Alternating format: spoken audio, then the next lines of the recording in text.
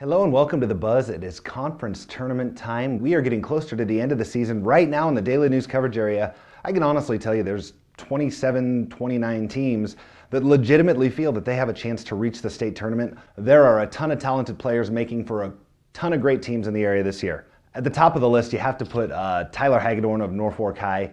He's getting some looks from some Division I schools, and we have a kid who is 6'9", who can step out and hit the three, who can play inside, who can handle the ball. It's good. Moving slightly to the north, Lane Rohrich of Pierce. He's about as good as it gets in Class C1. He has two 40-point games on the year. He can shoot the ball, he can handle the ball. He's a very smart player.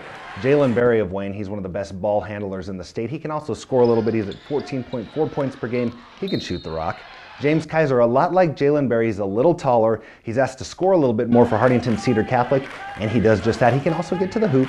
He's a very smart player. He understands situations like he did the other night, scoring all 10 of the Trojans' first points in the first quarter. Player who spends most of his time in the paint, Luke Hegemann of Howells Dodge. He can step out and hit the three, but he does his most damage in the paint because you get the ball inside to Luke Hegemann, he's going to catch it and he's going to score with it. Andy Kerkman, very similar to Hegemann. Kerkman is just a sophomore though, and the stats on this kid right now are pretty phenomenal. He's at 16.4 points per game, 14.6 rebounds per game, 3.8 block shots per game, 3.8 assists per game. Kid is 6'7", he can do a little bit of everything.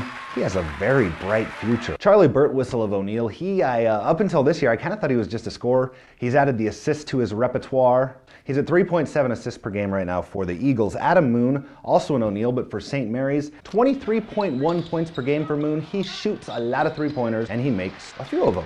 Ben Hoskins is like Moon, not as tall, spends more time inside, can step outside and hit him. Hoskins also plays for Wayne. Right now he's at 18.7 points per game, 9.5 rebounds per game. Plays a very similar game to Justin Anderson of West Point Beamer. Anderson is a little bit thicker than Hoskins. Anderson's also a year older.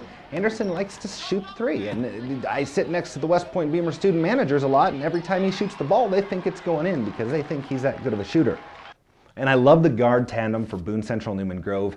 Derek Gintrup, Tyler Hedlund. They're very similar players. Hedlund is perhaps a little bit more of an outside shooter, but he can put the ball on the floor, and he showed the other night in a win over Norfolk Catholic that he could pass to with 9 assists. The combination is very tough to stop, and that's why they were the Class C1 runner-up last year. Matt McLeod, Ainsworth, shoots the ball, as does everyone at Ainsworth. And Nick Sjuts, he don't wear no tie, but he plays a lot of basketball. Listed at 6'3", kid can jump out of the gym, he can shoot the ball, he plays well inside. Great defender, blocks a lot of shots. I have all these other kids on my list that I haven't even gotten to. We have a ton of talent. That talent is on display at conference tournaments around the area. Milton might be there. He's not here today because I wanted to talk about good stuff. He wanted to talk about the problem that he has with the nachos at Northeast Community College because he went to one of the games at the Mid-State Conference Tournament, which finals are being played Saturday, by the way. And he said that that cheese wasn't mousy enough. And I said, it seemed Smurfy to me. I'm going to Smurf out of here now. Until next week, I'm Tom Beamer for The Buzz.